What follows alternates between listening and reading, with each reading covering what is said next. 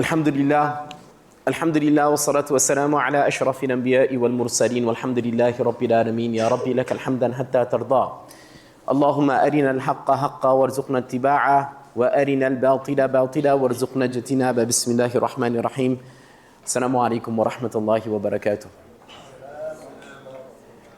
I hope and pray that everyone is doing well. I happen to be you're stuck with me for your first session at TaqwaCon.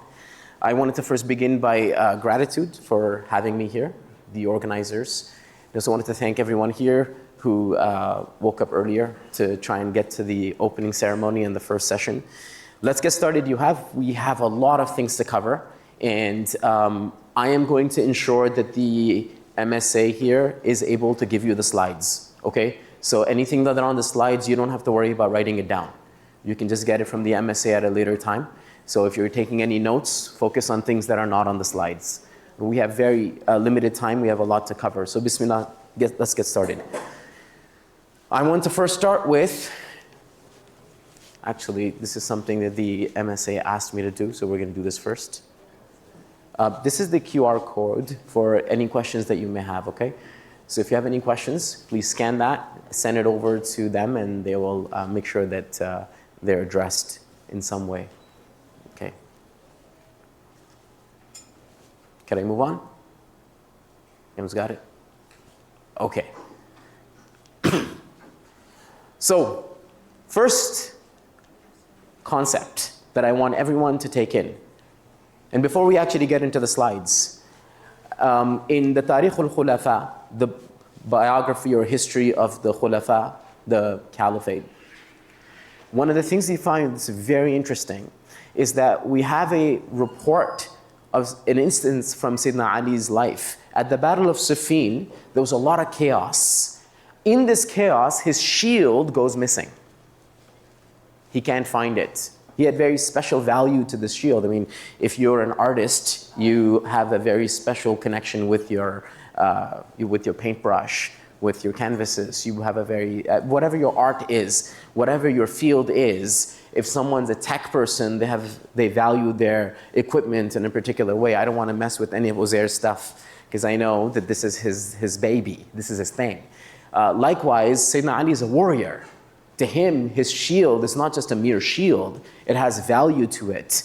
And so he's missing this shield. He's looking frantically for it. His servants are looking for it. And it comes up, and it happens to be in the possession of a Christian man who lives in the caliphate of Sayyidina Ali. And so Sayyidina Ali addresses him and he says, "This is mine." And he says, "Nope, this is mine." And they go back and forth, and Sayyidina Ali says, "Look, I'm going to take you to the judge. This is really, why is this interesting?" He says, "I'm going to take you to the judge." Why is this such an interesting moment? Because hierarchically speaking, he's the Khalifa. He appointed the judge, right? He's sort of above the judge. But he says, "Look, I'm going to take you to the judge." So who's the judge on duty? It is Shuraih al-Qadi. He's not even a Sahabi. So this is a tabi'i, a younger generation, the next generation person. He's never met the Prophet ﷺ. And he's the judge on duty. And Sayyidina Ali says, "Look, this is mine." And he says to Sayyidina Ali, who appointed him, he says, "What's your proof?" "Not believing you, just because you say this is yours. That's not how this works. What's your evidence?" And he says, "Well, here's my son, Hassan, and here's my servant who found the shield. So both of these people can attest to, I have two witnesses. And they're both attesting that this is my shield." Shuraih said, "As for your son, I can't take him as a credible witness. He's got bias. You're his father. Won't work.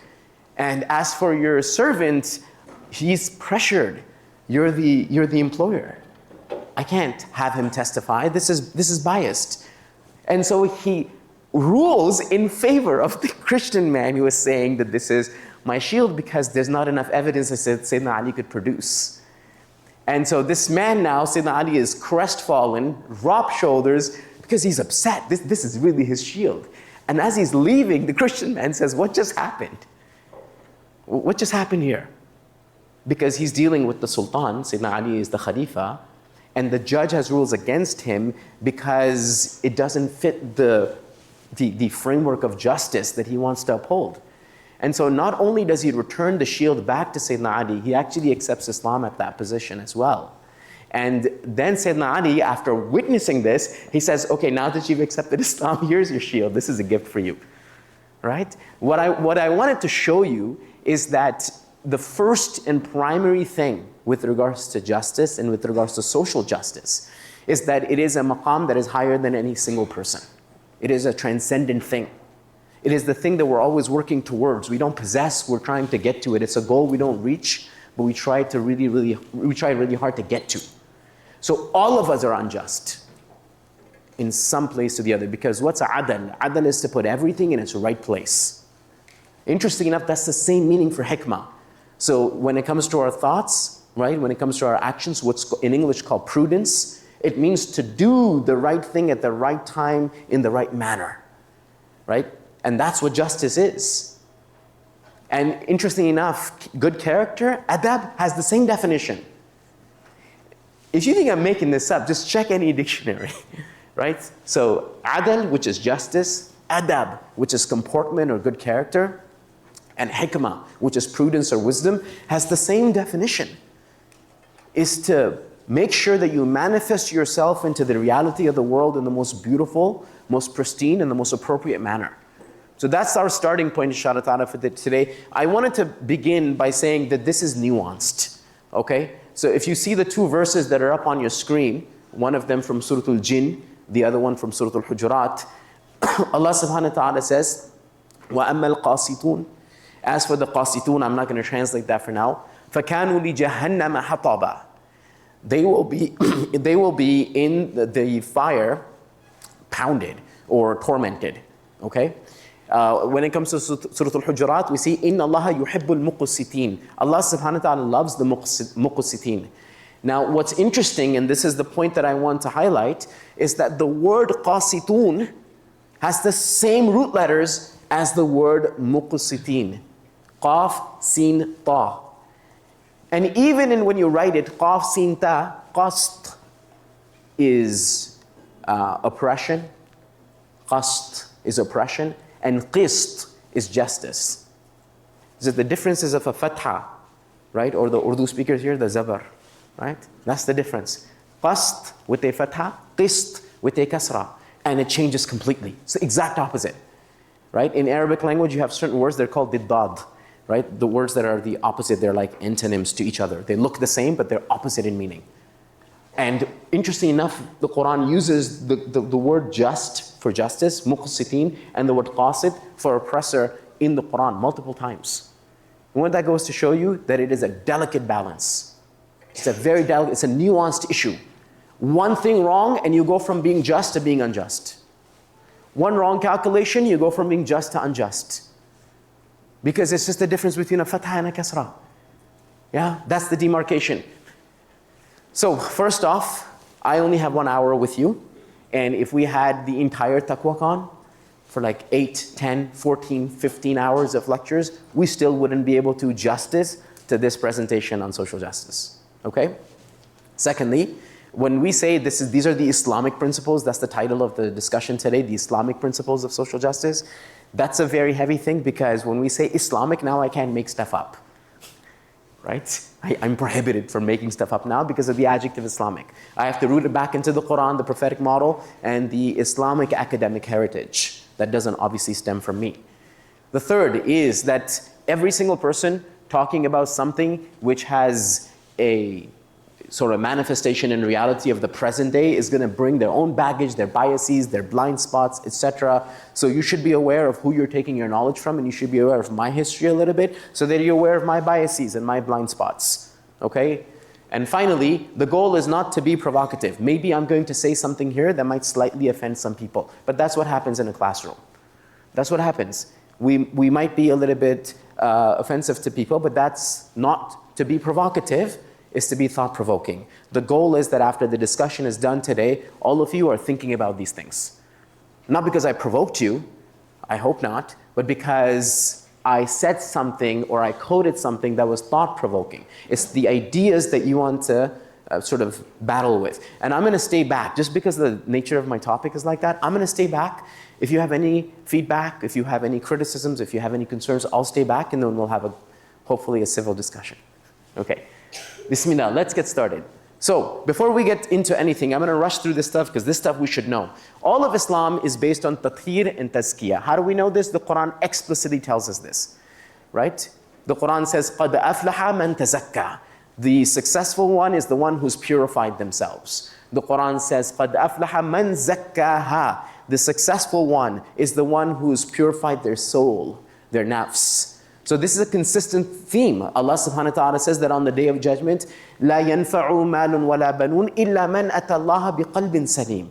On the Day of Judgment, nothing benefits. There was no value, there's no assets that will come to any avail except you come to Allah with a purified heart. So what is the purpose of sending prophets and messengers and books and sharia? What is the purpose of all this stuff? So that we can return to Allah subhanahu wa ta'ala like He created us, pure. Or try our best to attain some form of purity. Because Allah is pure and He only accepts that which is pure. That's what the Prophet taught us. So this is the maqsad of deen itself, purity. And to retain our purity to the best possible manner. Now, purity works in different dimensions. All of the Sharia can be explained through this, by the way. Purity manifests in different dimensions. So first dimension, our relationship with Allah must be pure. So if our devotion is for other than the sake of Allah, it is in neglect of God, we're not giving the rights of God, then we are not making our relationship with Allah pure, right? Our submissions to do's and don'ts, right? If we listen to someone over the command of God, then what we've done is that we've muttered up this relationship with Allah subhanahu wa ta'ala, right? And finally, pledging loyalty and sacrifice to Allah subhanahu wa ta'ala. And the biggest sort of manifestation of that is Hajj, right? So what is all of this? This is our connection with Allah subhanahu wa ta'ala. It must be pure. Allah does not like any association, any partnership with this regard. Because what is, the surah of Tawheed? What is the surah of Tawheed? Not the ayah. What is the surah of Tawheed? You all know it. What is it? What is it called?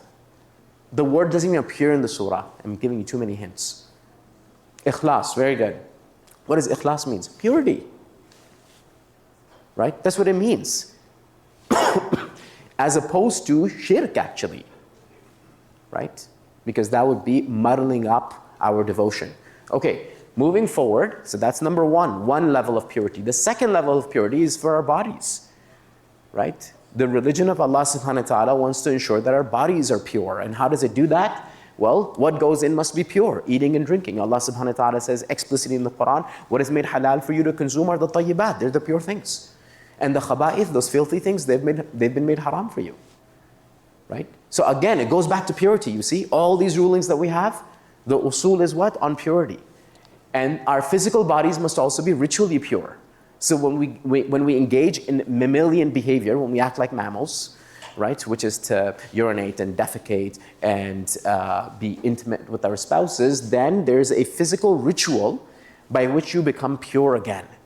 Because we have to constantly remind us that we're not mammals, right? We're above the mammalian sort of species because of the ruh that is present within us, right? So there is this physical component of purity as well. And finally, what should interest us is our ethics must also be pure, right? And so firstly, good character emanating from within the believers, which purifies the human heart. And finally, social justice established for purity of society. So from this conception, social justice is not something which is outside of Islam, that Islam sort of has an opinion on. Do you guys understand this? It's very important. You see what I just said? Social justice isn't a phenomenon outside of Islam that Islam has a view on. No, it's embedded in our system. And I'm going to try and prove that to you in the next 10 minutes. Right? This is not something that Muslims can engage in. Yeah, it sounds like this, especially when we're very distant from Quranic realities. It might sound like this. But you'd be shocked to know that the Meccan seerah of the Prophet was a social justice movement. It actually was. Was there salah revealed at that time, the 5 daily prayers in the early part of Meccan Quran? No. Was there fasting of Ramadan in the early parts of Meccan Quran? No. But what were the movements that the Prophet was partaking in? That the elite Sahaba who accepted Islam already were partaking in? Freeing of slaves. That's the social justice movement. Right? Making sure that they're spreading awareness that you can't just bury your daughters when they're born. What is that? It's a social justice movement. There's a problem in society, and Islam is giving solutions to that problem, and the Prophet and the Sahaba are getting in a lot of trouble for doing that. You know, for the first 40 years of the Prophet's life, he was loved by everyone because he was a salih, he was a righteous person. But then after he receives revelation, he becomes a muslih. And part of doing islah is to take up things that are broken and try to fix them. That's literally the point of rectification and islah and reform. And what happens to him? He becomes the beloved yatim of Bani Hashim. Everybody loved him. And what happened to him? Everyone starts to boycott him. Everyone starts to ostracize him. Everyone starts to oppress him and his followers. Why? Because it's easy to be a salih. It's easy to be a righteous person who minds their own business. It's very difficult to be a muslih, someone who stands up for those who can't stand up for themselves, or for those who need an extra hand, and then to point that out and speak truth to power. This is very difficult to do. This is why the Prophet said, "Afdalul jihad and Allah." The greatest form of servitude to Allah in jihad, the greatest form is what? Kalimatul haqqi 'inda sultan al-ja'ir, is to speak the truth in front of a tyrannical king. Yeah? To speak truth to power is the greatest form of jihad, according to our Prophet sallallahu alaihi wasallam. So, the reason I wanted to show you this is that social justice is not something that is on the periphery or outside the construct of what it means to be pure, which is the purpose of our religion. It's actually within it. And let's take a look at this. We are in a university right now. This is very different from the first conception of a university about 150 years ago. When universities were first conceived, you only could study 3 things at a university. Does anyone know? You could only study 3 things at a university. For everything else, you did either apprenticeship or what you and I would call like trade school. So universities were for only 3 types of studies. Anybody? Yes?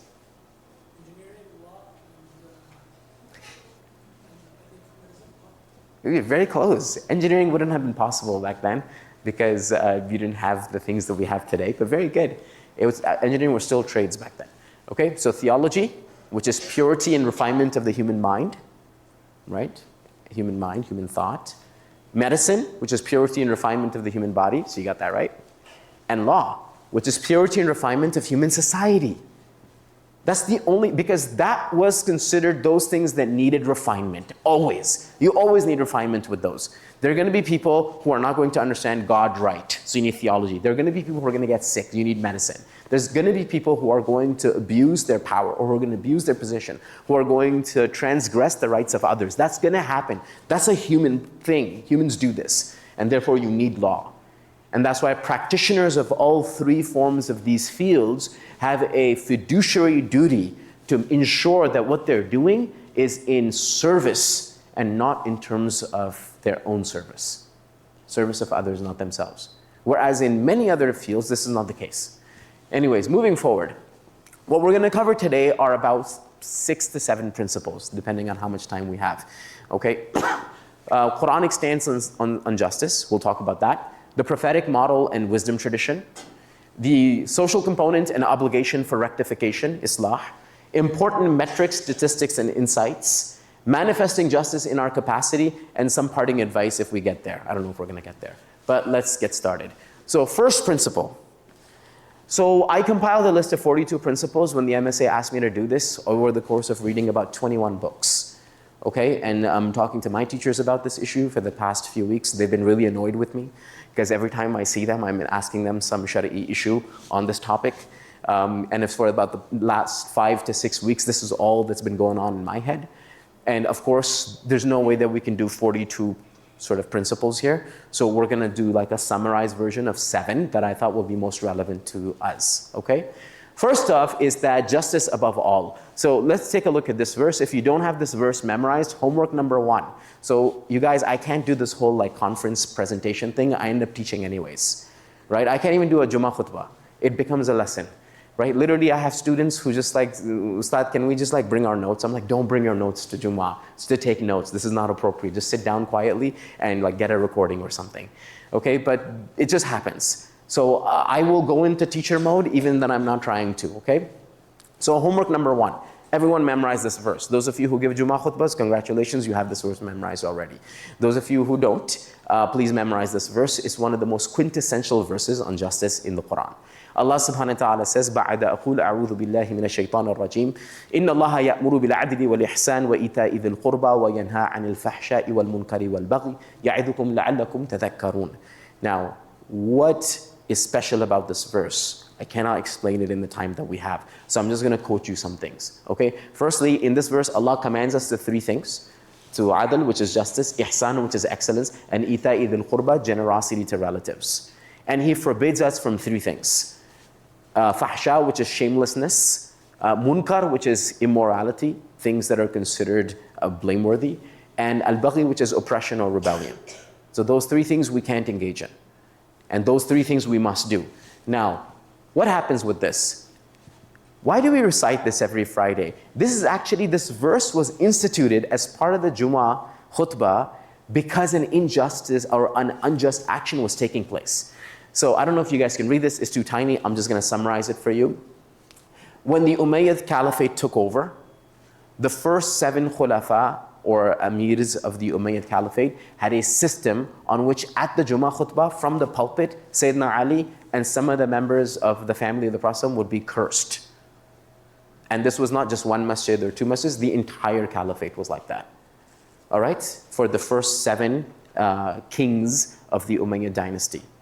Until the 8th one comes in, and that's Umar ibn Abdul Aziz, and he finds this horrendous. And he says, we, by legislative decree of the king himself, we're going to change this. This is not appropriate. And we're going to switch it. Instead of cursing the family of the Prophet ﷺ, we're actually going to do the opposite. We're going to recite this verse because he wanted people to know that this were righting a wrong. Injustice was taking place and we're fixing it. And so we today recite this verse in our khutbah because of a unjust action that was happening hundreds of years ago. And none of the ulama later on changed it. And interesting enough, all 4 madhabs recommend reciting إِنَّ اللَّهَ يَأْمُرُ بِالْعَدْلِ وَالْإِحْسَانِ وَإِيتَاءِ ذِي الْقُرْبَى as part of their Jummah khutbah. Okay, some interesting historical tidbit. You can read this stuff. You're going to get the slides anyway, so that's fine. We have to move on. This is from Ibn Ashur. Ibn Ashur, I'm just going to summarize this again because if we read this stuff, it's going to take too long. He basically says that the verse right before this, Allah subhanahu wa ta'ala says, إِنَّ هَذَا الْقُرْآنَ تِبْيَانًا لِكُلِّ شَيْءٍ. The Quran is an explanation of everything with regards to guidance. That's the verse right before this. And then Allah subhanahu wa ta'ala now wants to explain the gist of the Quran. So this verse is the gist of the Quran. That's what he says.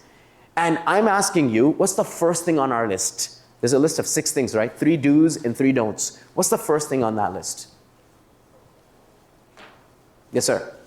Justice. So if this verse is the gist of the Quran according to the Mufassirun, what is the priority in all things? Justice, right? Interestingly enough, look what he says. This verse is the essence, seed of the Sharia. The previous verse, the Quran, is a clarification for all things with regards to guidance. This verse 90 encapsulates that clarification. The verse over all things prioritizes justice. Now, this is an interesting verse because of the experience of the first people who heard it. When they first heard it, how did they react to this verse? Because you have to understand how insane this would be as an idea in 7th century Arabia to talk about justice. Because it's the tribal feudal system. You can't talk about justice in a tribal system. You know, for example, the Prophet said, unsur akhaka zaliman aw mazlum. Help your brother, whether they be oppressor and oppressed. The Jahili Arabs did this. Right? So let me give you an example. Let's say Uzair is my brother. He's from my tribe. Okay? And he's oppressed. So of course, my tribal allegiance, I'm going to come to his defense. But guess what? Uzair is my brother and he's oppressing someone else. Oh, because of tribal allegiance, I'm going to oppress this person too. That's how they understood that. Help your brother, whether they're oppressor or the oppressed. They did this. But the Prophet came in and he changed that. He said, no, the way you help your brother who is the oppressor is by stopping him from doing the oppression. He completely flipped it. And there's many things that he did this to. We don't have that's not the point of discussion, but there's many things. So look at what happens. Ikrimah says, قَرَأَ النَّبِيُّ صَلَّى اللَّهُ عَلَيْهِ وَسَلَّمَ عَلَى الْوَلِيدِ بِن مُغِيرَةٍ. Walid ibn Mughira was the poet of the Quraysh. He's the most eloquent from amongst the Quraysh. Now, he's not the most eloquent poet of the Arabian Peninsula. Those guys are not Qurashi, right? But the most eloquent person from Quraysh at the time of the Prophet is this man, Walid ibn Mughira. There are 3 places in the Quran where his story is mentioned. So he's a very important character in the Qurayshi sort of milieu in early Meccan period. And what does the Prophet ﷺ say? The Prophet ﷺ, he goes to the Prophet to convince him to let go of this, Islam stuff, right? So he has a meeting with the Prophet ﷺ, and the Prophet said, "Can I recite to you something?" He said, "Okay, fine," because he's a poet, he's a literary man. So the Prophet's focus is, I'm going to get him to taste it. He doesn't know what he's talking about. I'm going to give him a glimpse. And what does the Prophet choose to recite to him? This verse, إِنَّ اللَّهَ يَأْمُرُ بِالْعَدْلِ وَالْإِحْسَانِ. This is the verse the Prophet recites to him. إِلَىٰ آخِرِهَا فَقَالَ يَا ابْنَ أَخِي أَعِدْ. He says, encore. This is what he did in Mughira says, like one more time. What was that? And the Prophet recites it again. فَأَعَادَ عَلَيْهِ فَقَالَ وَاللَّهِ إِنَّ لَهُ لَحَلَاوَةً. Whatever you recited, there's some sweetness in this. وَإِنَّ عَلَيْهِ لَطَلَاوَةً. And whatever you recited, it's the pinnacle of eloquence. Again, who's saying this? If you bring some gold to me and I put it in my hand and like, this is real gold, it would mean nothing because I'm not a jeweler. I have no idea what real gold is, right? But Walid ibn Mughira is a poet. He understands language, he understands words, he understands diction, he understands eloquence. And he's saying, this is absolutely sweet. I don't know what this is. وَإِنَّ أَصْلُهُ لَمَوْرِقٌ, or the muriq, that this is the basis of something beautiful. And he says, وَأَعْلَاهُ لَمُثْمِرٌ. Yeah, its essence is beautiful, and its height is it's fertile. It produces fruits. And he says, وَمَا هُوَ بِقَوْلِ بَشَرٍ. There's no way this is the statement of a man, right? So this is the reaction of the people in his time. Then وَذَكَرَ الْغَزْنَوِي أَنَّ عُثْمَانَ بن مَذْعُونَ. You know who Uthman ibn Maz'un is? He's a very noble companion of the Prophet. His family till date has the keys of the Kaaba. Yeah? Because that was their role in Meccan times. That's what his family's role was. They were guardians of the Kaaba. The Prophet gave him this because he trusted him. Because he's a very trustworthy person. I don't want to get into a story. But he says, مَا أَسْلَمْتُ إِبْتِدَاءً إِلَّا حَيَاءً مِّن رَسُولِ اللَّهِ. He said, I accepted Islam in the beginning, but only because I didn't want to upset the Prophet. He's like, I don't really believe in this stuff. All right? The Prophet was such a kind person. I don't want to upset him. I did it out of shyness in his presence. I did it out of that. He says, حَتَّى نَزَلَتْ هَذِهِ الْآيَةِ. Until this verse was revealed, and he says, وَأَنَا عِنْدَهُ فَاسْتَقَرَّ الْإِيمَانُ فِي قَلْبِي. When this verse was revealed, then my heart established on Iman. Right? And then Ibn Mas'ud said, هَذِهِ أَجْمَعُ آيَةٍ فِي الْقُرْآنِ لِخَيْرٍ. Right? يُمْتَثَلْ وَلِشَرٍ يُجْتَنَبْ. This is the most comprehensive verse in the entirety of the Quran, which combines good that needs to be emulated and wrong that should be stayed away from. So it's a very important verse. This is why you should memorize it. Okay. That's the first principle. The first principle is justice above all. First thing that we consider in all of our interactions is that, am I being fair? Am I being just? Is there someone's rights that I'm trampling? Right? And that's a personal question we have to ask in all our capacities. As a son or a daughter, we have to constantly ask this. As a sibling, we have to ask this. As an employer, we have to ask this. As an employee, we have to ask this. We are contractually binded to each other. And our job is to make sure we're being fair to that contract at all times. Okay, let's take it to the next level. Principle number 2. Social concern and care is the first call of Allah's deen. In Meccan Quran, it's the first call. This is before the 5 daily prayers, Ramadan. It's before all of this stuff. Right? Therefore, in our lives, when we're trying to get close to Allah subhanahu wa ta'ala, guess what's the first thing that we should also think about? Our cases of justice, our communities. Is justice being served or not?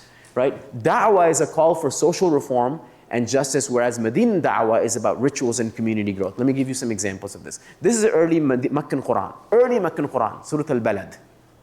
What does Allah say? أَيَحْسَبُ أَن لَمْ يَرَهُ أَحَدٌ. Does the human being think that no one's watching them? أَلَمْ نَجْعَلْ لَهُ عَيْنَيْنِ. Did we not give them two eyes? وَلِسَانًا وَشَفَتَيْنِ. And a tongue and lips. So did we not give human beings the faculties that they possess? وَهَدَيْنَاهُ النَّجْدَيْنِ. And then we gave them guidance about two paths. Now this is very interesting. Allah subhanahu wa ta'ala says, we gave the human being the guidance, instilled within human beings two roads ahead. And He says, فَلَقْتَحَمَ الْعَقَبَةِ. He doesn't even mention the other road. He says there's a high road. There's a high road. What does that make the other road? The lower road. You know what the lower road is called? The thing which is low, it's called dunya. That's what it was in Arabic. It comes from, it's the female of adna. Adna is the lowest thing. The closest thing, the nearest thing is called adna. The feminine form of that is dunya. So dunya is the lowest thing. And what does Allah subhanahu wa ta'ala direct us to transcend that, to get out of that, and to فَلَقْتَحَمَ الْعَقَبَةِ. Now, you know, iqtahama means to dive. Iqtahama, to dive into something. Which is really odd because the next word is aqaba, which is a hill or a mountain, which is upwards. How do you dive on a mountain? You can dive below you, right? But you know what the Arabic is doing? When we dive, let's say I'm on here, and I chose to dive. The moment my legs come off the table, can I now go back up? Mid-air? It's like, well, this was a bad idea. Unless you're in a cartoon, you can't do that. Once you're off, you're off. Meaning once you commit to the high road, there's no going back. It's a commitment, right? And Allah subhanahu wa ta'ala says so to dive on to the higher path. وَمَا أَدْرَاكَ مَا الْعَقَبَةِ. And what will make you realize what the higher path is? What is the higher path? It's فَكُّ رَقَبَةٍ. It's to free slaves, which was a social justice problem in Mecca, right? And what did He say? أَوْ إِطْعَامٌ فِي يَوْمٍ ذِي مَسْغَبَةٍ. And provide food for people who've been stuck in a position of famine or cycles of hunger. يَتِيمًا ذَا مَقْرَبَةٍ. Orphans that are in your midst. أَوْ مِسْكِينًا ذَا مَتْرَبَةٍ. Or people who are stuck and helpless in their situations, they can't get out. ثُمَّ كَانَ مِنَ الَّذِينَ آمَنُوا وَتَوَاصَوْا بِالصَّبْرِ وَتَوَاصَوْا بِالْمَرْحَمَةِ. And then after that, for those people, whoever is going to truly believe, those people who believe, they should be resilient and continue to do this. That's what sabr means. So what do we find? In Meccan Quran, the contract that Allah had with the early Meccan Sahaba, why are they so great? Because they were committed to this. It wasn't because of lots of prayers and lots of fasting and doing Hajj. None of that stuff existed. There's only one prayer they were doing at this time, the Tahajjud prayer. That was it. There's no other prayer they're praying. But what are they doing all day? How do they show their commitment to Allah all day? This is how they show their commitment to Allah subhanahu wa ta'ala. By taking on these causes and doing something about it. This was the proof of their faith. Principle number 3, that justice is blind. Right? So Allah subhanahu wa ta'ala says, يَا أَيُّهَا الَّذِينَ آمَنُوا كُونُوا قَوَّامِينَ بِالْقِسْطِ شُهَدَاءَ لِلَّهِ وَلَوْ عَلَىٰ أَنفُسِكُمْ. So stand for justice, stand for fairness, with God as your witness, even if it be against you. Right? This verse is very important for 2 very specific reasons. The Prophet actually implemented this. And he actually said this. He said that if, يَا أَيُّهَا النَّاسِ, O people, إِنَّمَا أَهْلَكَ الَّذِينَ قَبْلَكُمْ أَنَّهُمْ كَانُوا إِذَا سَرَقَ فِيهِمْ الشَّرِيفِ تَرَكُوهُ. The people of the past were destroyed because they played games with justice. If a nobleman from amongst them was to steal, they would not do anything. But what would happen? وَإِذَا سَرَقَ فِيهِمْ الضَّعِيفِ أَقَامُوا عَلَيْهِ الْحَدِّ. And if not a noble person, a regular person, someone of a weaker status, if they were to do any crime, like theft, then they would apply the had punishment to them. So a different standard for the rich and the elite, and a different standard for the poor and the helpless. And the Prophet says, لَوْ أَنَّ فَاطِمَةَ bint Muhammad, if Fatima, the daughter of Muhammad, سَرَقَتْ لَقَطَعْتُ يَدَهَا. If Fatima was to steal, her head would be cut. Right? Actually, he would cut her head. Right? What does that tell you? That tells you what the Prophet is saying is that there's not going to be this separate standard stuff, right? Based on race, based on hierarchy, based on wealth, based on gender. It's not going to work. Recent anecdote. So let me tell you something about this, okay?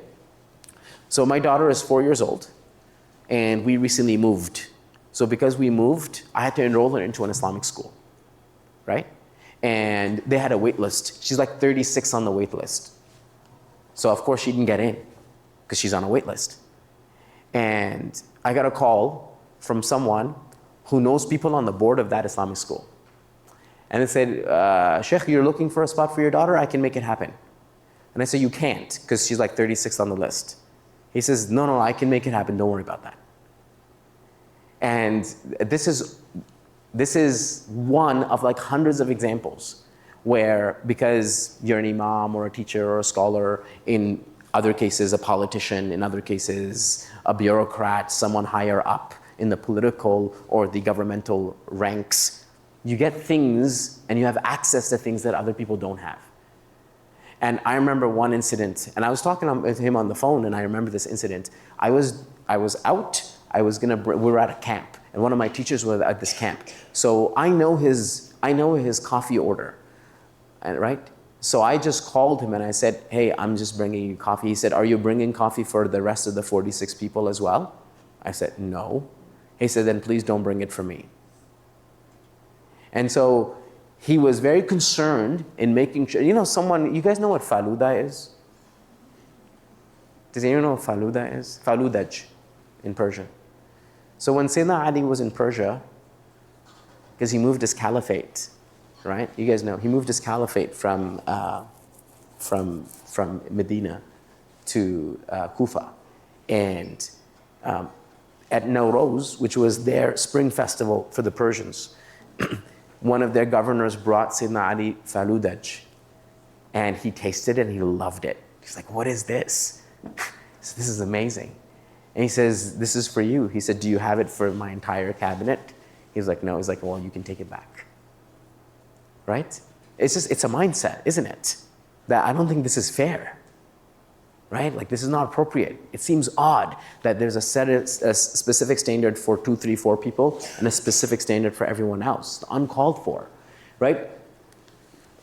By the way, this translation of this ayah is at the Harvard Law School's quote in its atrium, right? And I wanted to just highlight that because they were looking for all ancient proofs of calls of justice, right? And they use this verse because it so clearly says that you have to go against yourself. Awil walidain wal aqrabin, because of justice. So injustice due to love and loved ones is very common.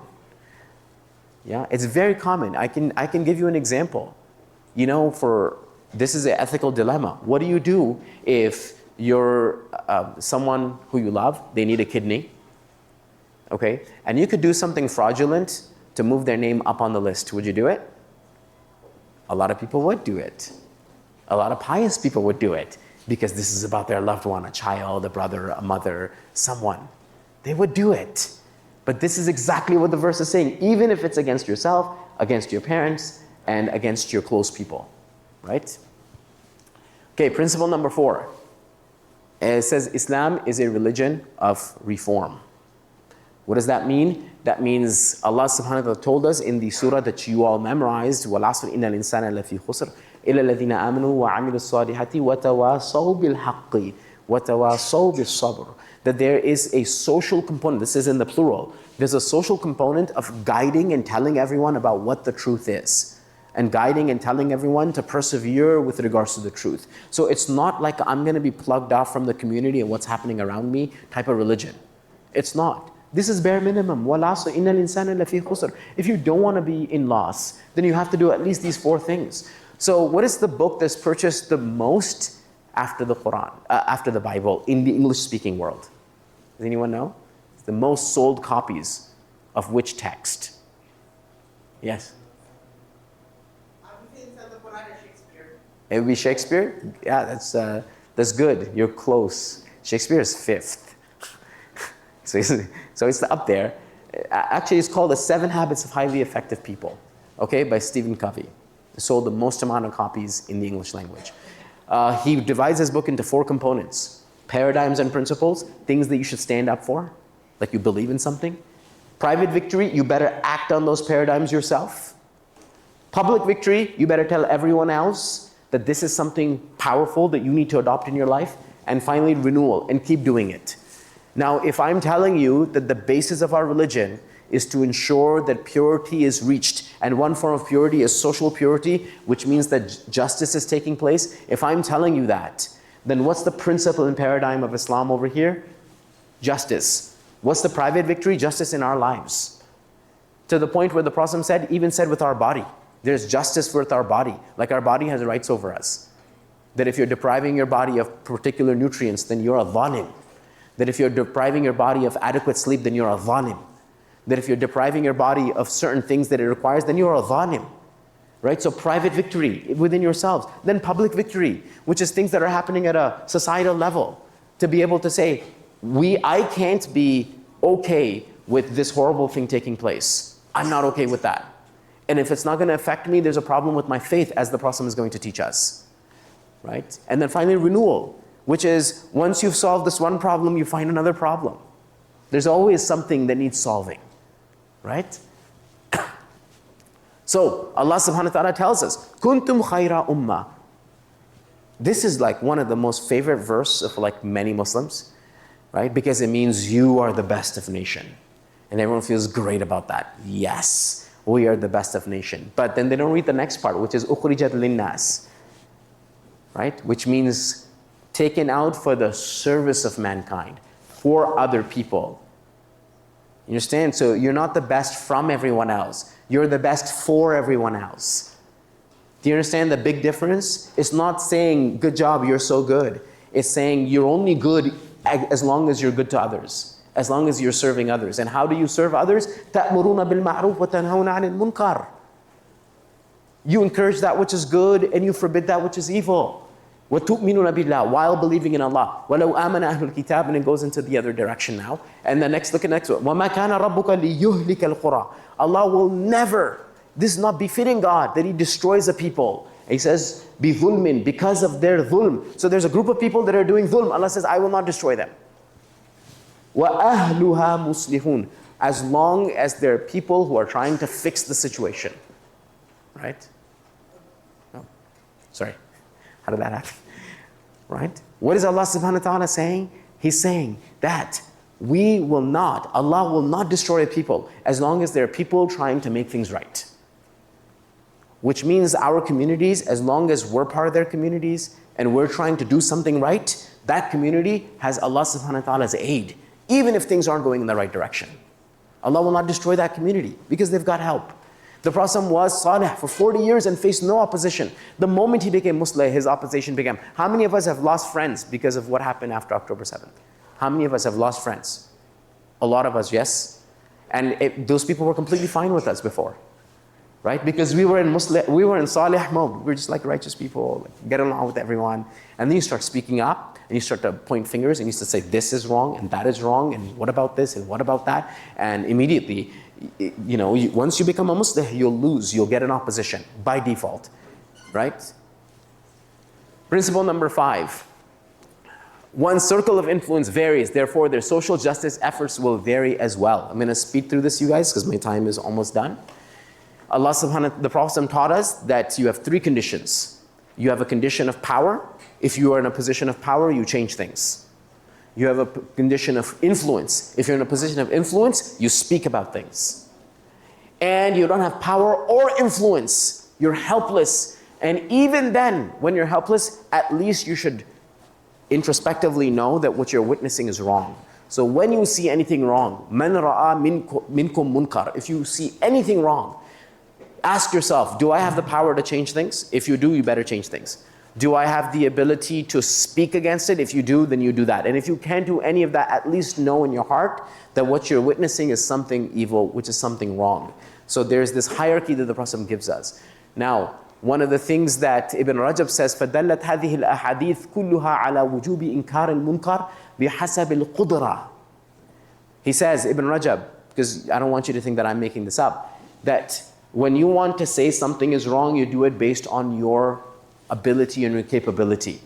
Right? وَأَمَّا إِنْكَارُهُ بِالْقَلْبِ لَا بُدَّ مِنْهُ. As for knowing that it's wrong and believing that this is wrong, there's no escape from that. That's inevitable. You have to do that. As a believer, you have to know what's wrong and what's right.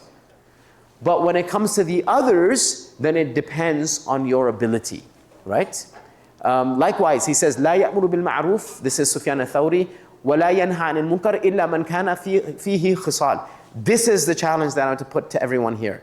He says here, Sufyan al-Thawri says, that you cannot tell someone to do the right thing or stop someone from doing the wrong thing except you have 3 attributes. If you don't have these 3 attributes, this is not your place.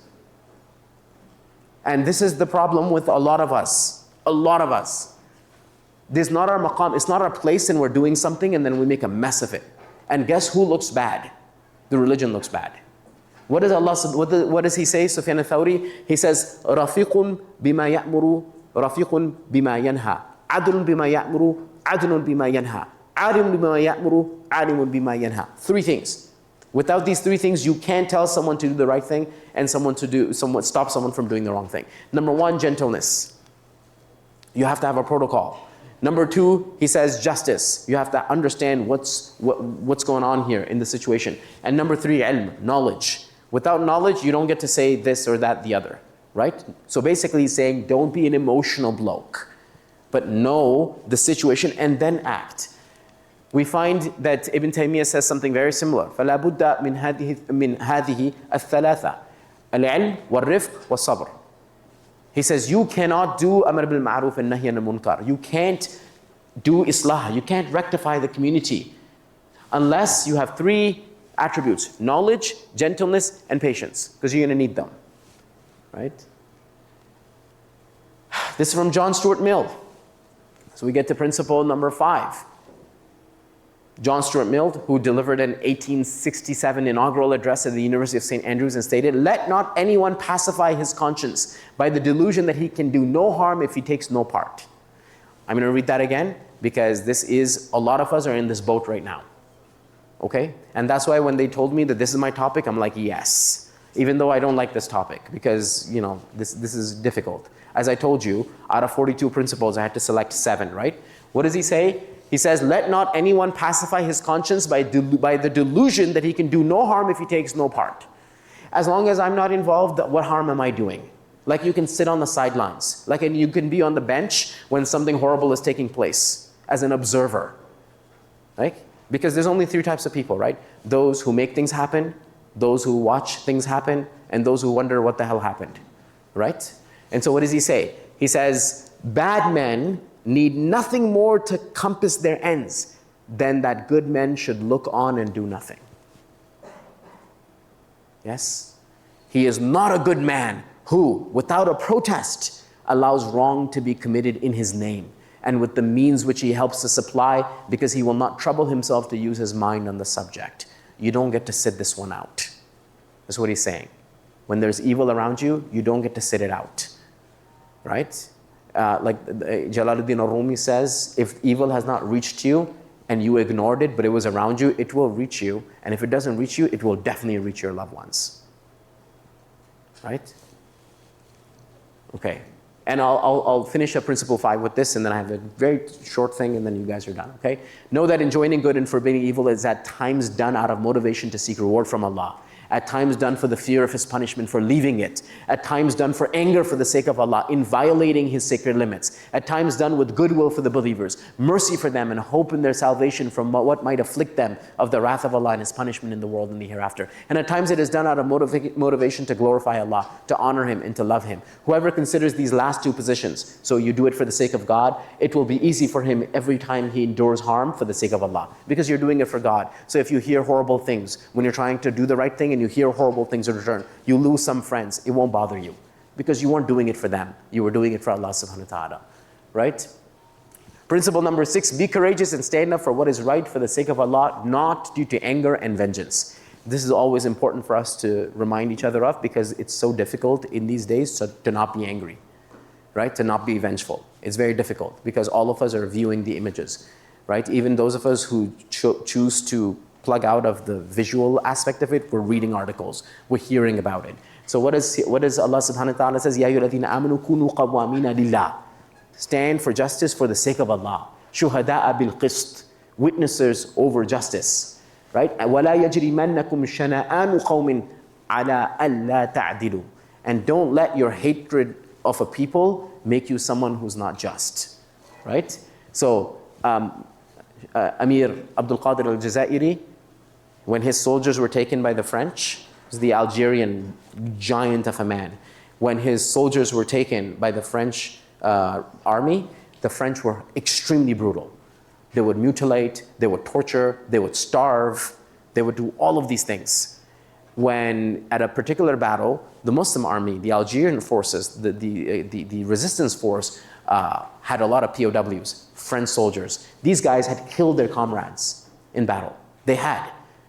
And the direction from Abdul Qadir al-Jazairi was, you don't get to, no soldier of the Muslim army eats before the prisoners of war eat. And these guys would be sulking, right? The soldiers were sulking because they hated these people. And they had killed their comrades, but they had to feed them first before they had their meals. So they complained to them. They complained to Abdul Qadir. He's like, Sheikh, these people tortured our men. They tormented them. They died out of starvation in their camps. And we have to feed them before we eat during a famine? Right? What is this? Should we not do what they did to us? And Abdul Qadir said to them, very simply, he said, we don't take our guidance from those people, we take our guidance from Muhammad ibn Abdullah, sallallahu alaihi wasallam, right? So we learn how to deal with POWs from the Prophet sallallahu alaihi wasallam, not from these guys, right? So work for Allah, not against the other. So it's simple paradigm. Work for Allah, not against someone else. And finally, number 7, learn to speak. The social justice battlefield is a rhetorical one, which means master language. If you really want to make an impact, there's no point training, right, in a gym. It's like, I'm so angry, I'm going to go work out. Okay, what good are you to the social qualms of the time if that's what your solution is? No, learn how to be articulate. Learn to put your points forward in a powerful way. Learn how to engage people respectfully, but also show them the superiority of your claims, the superiority of your text, the superiority of your position through words. The Prophet said, "Inna min al-bayani la-sihr." There, indeed, in some speech, there's magic. Learn to be magical with words. Learn to put a spell on people so they do the right thing because you spoke in a particular way with a particular direction, right? Orators are more powerful than sovereign kings. Mastery of language changes hearts, minds, and attitudes. So, in final thought, areas where Muslims need to stand up, right? So what should you take on as a cause? Number 1, community issues. Your community issues, right? Perfect. Your community issues. Find out what's the problem, what's broken, and fix it. Find out what's broken and try and fix it. Negative trends, if there are things that are brewing and you can see them and they can spiral out of control, deal with them. Right? Creativity, what others can use as tools of good. So maybe you have something, maybe you're not someone who's very articulate. Maybe you're not someone who can do this, that, or the other, but you're really good at project management. You're really good at bringing people together. You're really good at creating an app. You're really good with this or that or the other. Okay, do that. That's your contribution to social justice. You don't have to be on the front lines of every single cause. And finally, when the ummah bleeds, you choose to bleed with them. Yeah? When the ummah bleeds, you have to bleed with them because we're one body, which means you don't get to be on the bench. You don't get to sit it out. Find what you can do. There's always something to do. You guys are, mashallah, very blessed as an MSA that you have senior MSA members that are doing something for Palestine, right? I hope everyone here is aware of the petition that was going on with breaking the bonds with Technion and those things. Yes? Is everyone aware of that? Okay, good. But there are some MSAs, they don't know what to do. Well, like, what can we do? And there's always something you can do.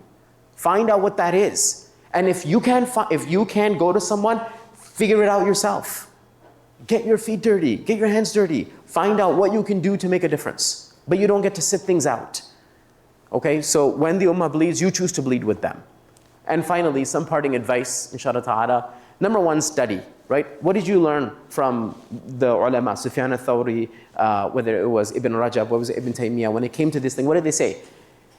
Me personally, I had to read 21 books to have a basic knowledge of this topic to such a degree where I can speak on it for about 60 minutes. Okay? So, al-ilm wal-adab qabla al-amal. We are not reactionary people, we're responsive people. Muslims aren't reactionary. We process things, we learn things, we respond. So do that. Number 2, take mentors. There are experts of every field and practice. Find them and take from them. Okay? Their knowledge, experience, anecdotes, charisma, learn from that. And finally, don't be heedless. Be plugged into your family, your community, your ummah, because that's the only time. How can you take care of orphans when you don't even know the orphans in your community? How are you going to do this? What is your grand idea? You're going to join a WhatsApp group of orphans? Right? What's your idea? How are you going to find these orphans? Unless you go to the masjid, you speak, you know where the parents are, you know who passed away, you know who got, who ended up, with this issue, with that issue. If you're not plugged into your community, how are you going to go? How are you going to know who you need to help? Right? And number 4, and hopefully if you forget everything that I've said, just remember this: find something to fix and start with yourself. Okay? With that being said, subhanakallahumma bihamdik, nashhadu an la ilaha illa anta, nastaghfiruka wa natubu ilayk. Assalamu alaikum wa rahmatullahi wa barakatuh.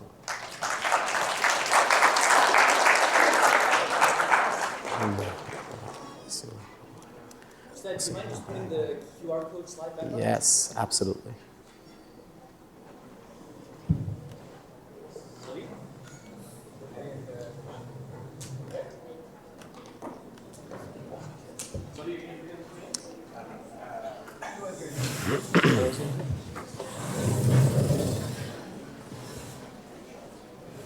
Do you have a mic?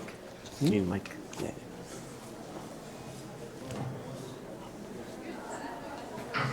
How's the positioning? I'll fix it. Let's get this.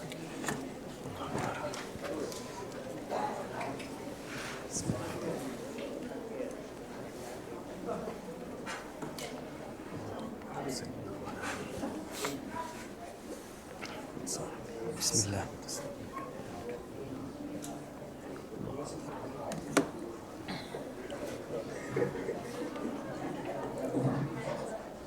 Jazakallah khair, Ustadh Hassan.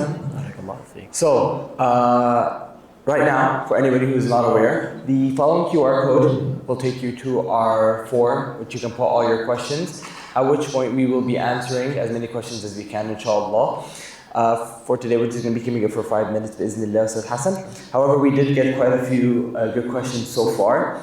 And the first one comes from a sister, and near the end of your lecture, you talked about speaking up, being an advocate for what is correct and for what is right, and utilizing the tools that you have. One of the things that you mentioned is, being a speaker, being a public speaker, as you mentioned. And this specific individual is asking you, how can somebody learn how to speak? Okay. Bismillahir Rahmanir Rahim. So it's a great question. So 2 things. Firstly, it doesn't always have to be public speaking. Okay. You can be very influential in zones where there's not a huge audience. There's just a few people, or there's just one person. But the way that you're speaking makes an impact on this person, right?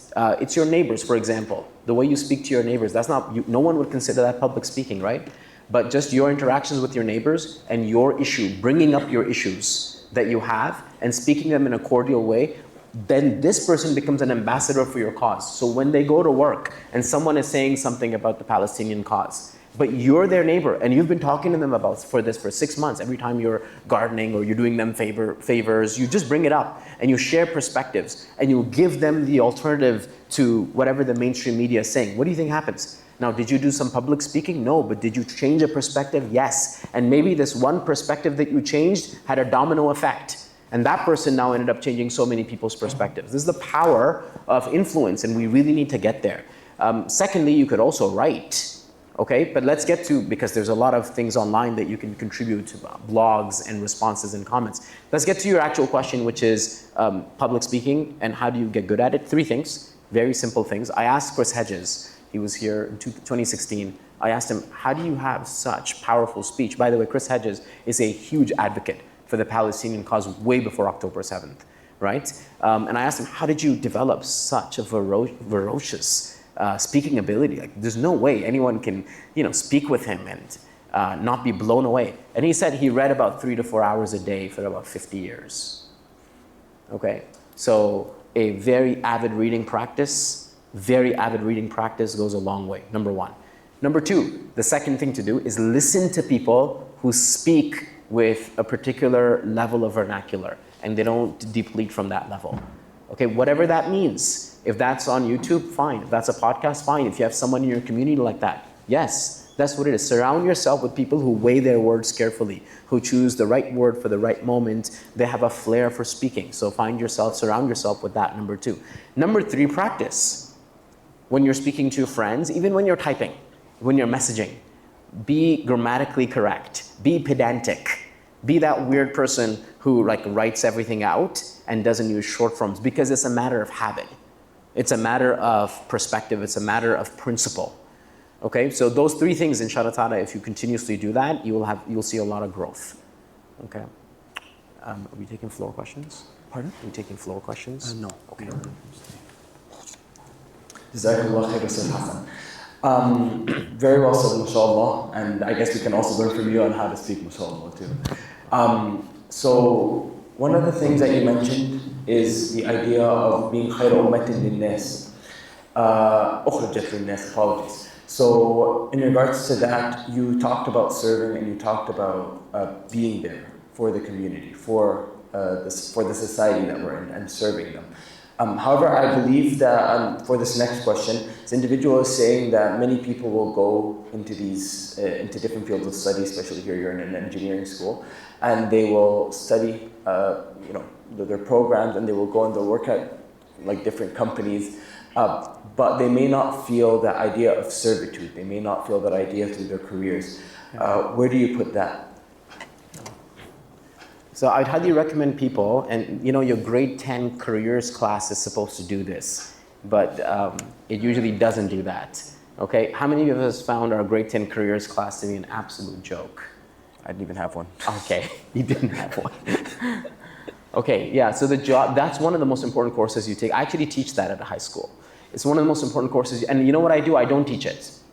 I teach the grade 10 careers course without teaching it myself. Every day I invite an actual professional from a particular field, and they do a seminar sort of thing for the students, and they talk about their journey and the pitfalls and the advantages and the disadvantages, and that's the easiest course for me to teach, right? Because I just know the right people, and they come in and they do their thing.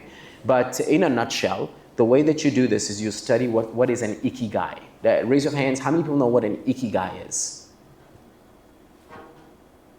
Okay, everyone needs to know this. The ikigai is basically a very, very important chart which allows you to see what you're good at.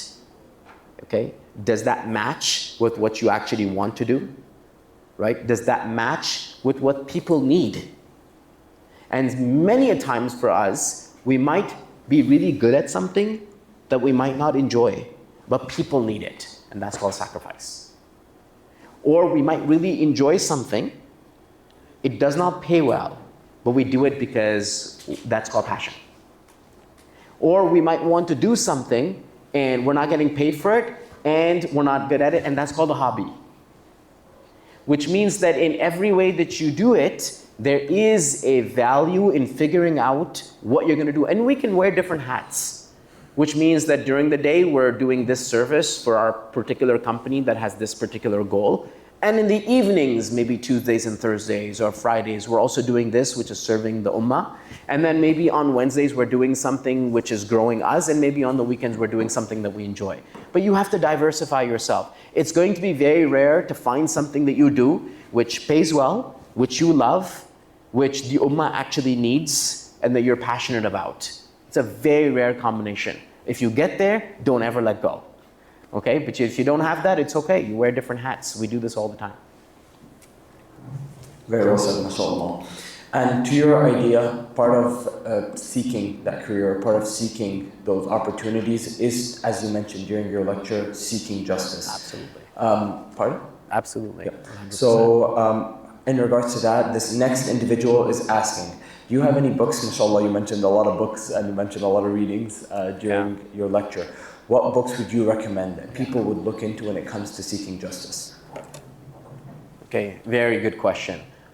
This is my fault. I should have put a slide right at the end because, you know what, I'll add that slide before I give it to these guys. So if anyone wants these slides, you just let your MSA know and they'll get it to you, and I'll add that slide. But in short, there was a lot of books that are really powerful. Not all of them are coming from Muslim writers. Quran and Just Society, by the way, absolute must read. If you're interested in this topic, you want to actually make a difference and you want to root your understanding in the Quran, it's called The Quran and Just Society, very important book. Dr. Thomas Sowell has a couple of really important books that make sure that the person who's advocating for social justice is not becoming completely reactionary and emotional, and they're rooting their social justice in some form of knowledge. They're grounded in principles and not just emotions, right? It's very important. The third is the great Malaysian scholar, Dr. Hisham. He has a book on Islam and justice. It's like a university textbook, so it's very dense reading, but it's really, really beneficial.